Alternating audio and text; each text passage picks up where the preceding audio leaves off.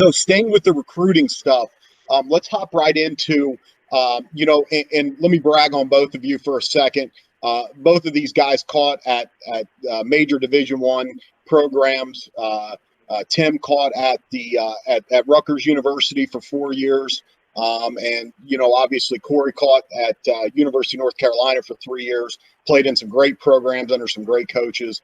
So just want to talk about what you guys are both looking for when you're going out and looking for players that you want to coach and that you think can handle your pitching staff. You want to go first on this one, Korey?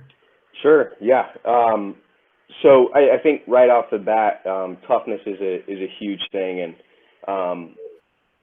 I think there's ways. A lot of guys don't feel like that's something that you can't really measure until you get to talk to the kid or everything like that. But I think you can get a good indication on how tough a kid is, and what I mean by that is what's he doing when no one's watching. And I think something I like to do recruiting catchers is before a game, obviously they've got to get a pitcher warm, the starter warm. And I like going out to the bullpen and seeing that work and seeing what they do. Are they blocking in the bullpen? Are they getting their mind right for that game? And then that carries over into the game where it's are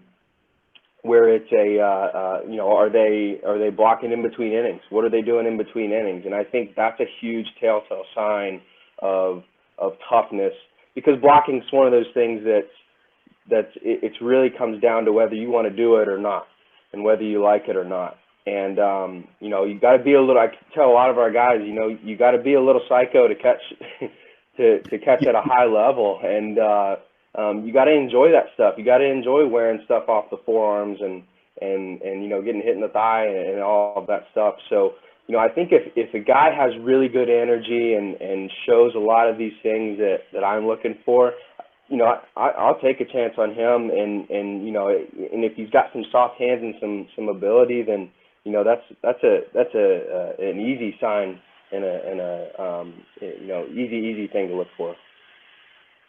Yeah, no, I mean, 100%. All that stuff is great. We look for, obviously, when we're recruiting any position, we're looking for the stuff you can and can't see. So the physical attributes, and then the mental makeup or the character makeup. One of the things, and it's a term that gets thrown around a lot, but I think it's more important at the catching position than anything else is servant leadership. That's a position where you need to be there for everyone else, and that's how you become a leader. So one of the first things, on top of attitude and toughness, which are huge for me too, is that guy who has the servant leader in him. And that's really, it sounds one of those things that you can't see, but you can see it very easily by how his teammates react around him. Do people listen to him when he talks? Is he listening when other people talk? We have guys, and Korey mentioned it when we talked about recruiting process.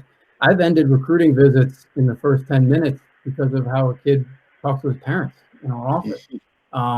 So being able to see how you command a room, command the field, how people act around you, and how you treat them. And that doesn't always mean you're best friends. That just means that you're respected. We're looking for those guys who are respected by their teammates for what they can do, but also what they know and how they treat everybody else. Going down to the bullpen is big for me too. Watching a guy and how he handles the pitcher. And again, not always pat on the back, but kicking the butt. Who can he do that and not lose respect? I think and I look at that in myself as a coach, I think if I can, the coaches that are kicking you in the butt all the time and lose people, it's because they're missing that other end of it, where there's the respect of what you know and why you're doing it, the relationships that you have. So we're looking for guys at the catching position that can have those relationships to hold you accountable and be a servant leader. From the physical standpoint, and Korey touched on it a little bit. We're looking for athletes. The days of the fat kid going behind the plate just because he can't, go to short or play outfield. Those are gone. We look for guys who are flexible. I look for the stuff that's tough to teach, right? So while pop time might not be the most important thing, and we'll get into this more, but arm strength is. Arm strength, we develop it, but it's tough to teach. And if you're going to come in and be an impact guy right away, arm strength is big. You look for the stuff that other teams are going to exploit. So, flexibility, being able to block, having the energy to block, having the attitude to block. One of my first questions to every catcher that I recruit is, what's your favorite aspect of catching? And you mentioned it, Korey, you got to be a little bit crazy to do this. Blocking was my favorite thing to do. I rather block a pitch with a runner on third base for a strikeout than throw somebody out. That was just the mentality that I had. I was doing a Zoom call with some 13-year-old catchers last week, and I was telling them, how to hold their hand in secondary position. And we talked about how if you break these two fingers, you're fine. You tape them up and you play. You break these, you're done for a couple weeks. You break your thumb, you're done for the year. And the looks on everybody's faces was like, you plan to break your hand? Like, what are you talking about? But we did. I don't think I ever played a game where I felt 100% healthy. You're always nicked up. You're always banged up. And we're looking for the guys that have that crazy and those intangible flexibility, arm strength, athletic attributes too. Yeah. Awesome stuff there. And, just for me, listening to both of you talking about, recruiting, what I didn't hear a lot of is some of the things that, when we get emails or recruiting emails or phone calls, it's the first things that we hear all the time.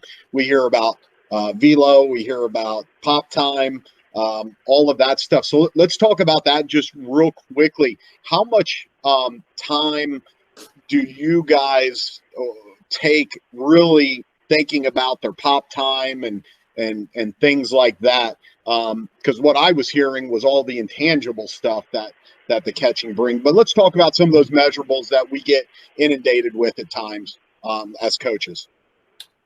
Yeah. Go ahead, Tim. Okay. Yeah. For me, all that stuff has me open the email.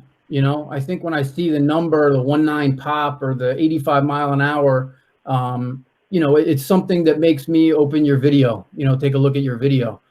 Once we get into it, that's all that does for me. Once I see the numbers, it's like GPA and SAT, GPA and SAT put you in a different category for me than somebody else who has a different GPA or SAT.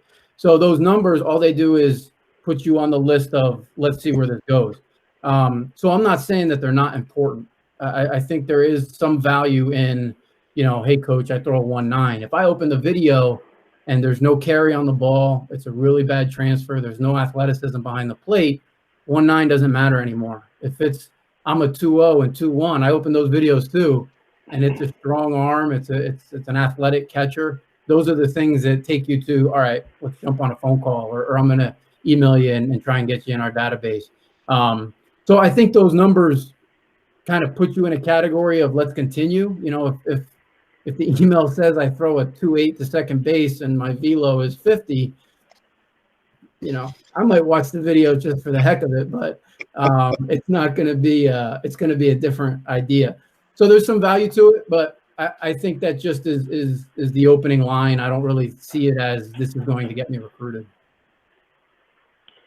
Yeah, I think when we're looking at a lot of this stuff with pop time and everything, I kind of go back to, what am I teaching our guys here, and going down the list of importance. I think we kind of touched on it from a recruiting standpoint. Was the first thing was leadership and how you control the staff, and along with that, toughness.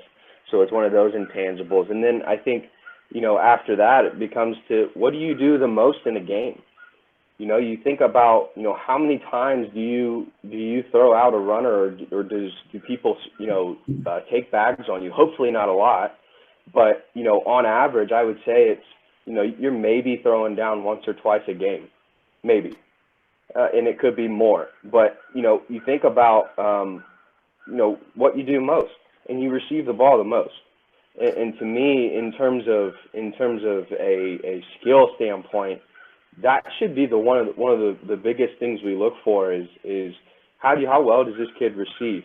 But even more on top of that, and I think you touched on it, Tim, was and it's very important for me, is hit mobility. That is going to dictate a lot on how you receive, whether you can get low or what stances you can get in, and how mobile you are. behind the plate. And for me, when I see pop time, and we just go down the list, I want to see guys who can receive. I want to see guys who, have loose hips and are athletes. I want to see guys who block the ball. And then probably pop time's down the list for me.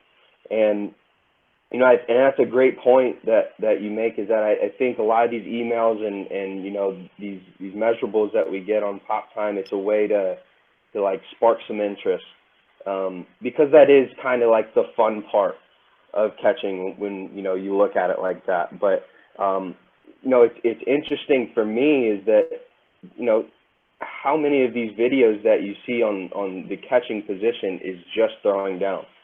Never is it throwing down plus, let's see this guy receive in the video or block in the video, or, do all kinds of these different things. And I think that's something that's just really, really missed. Like, and I get to, and I'm a little bit more, I guess, hard on it, is, if I see a guy who gives me a video and, the receiving aspect is unbelievable. I mean, it's almost like you don't even notice you're moving, and it's quiet, the head's still, the gloves, barely moving.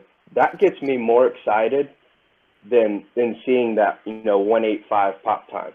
Because again, and you made a good point, is that, that 185 pop time or 19 pop time means nothing if you can't get back there and catch a 90-mile-an-hour sinker, or that 81-mile-an-hour slider that's, sweeping away that you need to block.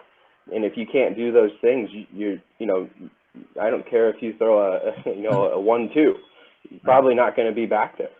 Right. So, that for me is, and I think, we can take some ownership too, just what guys are putting out there, and how, pop time has been this huge deal. And we put that out there, and we that's what we measure when these kids come to camps. And I think, we can do a better job of, let's put the emphasis more on receiving and blocking. So that way these kids understand, what we're looking for. Great point. Yeah, awesome point there.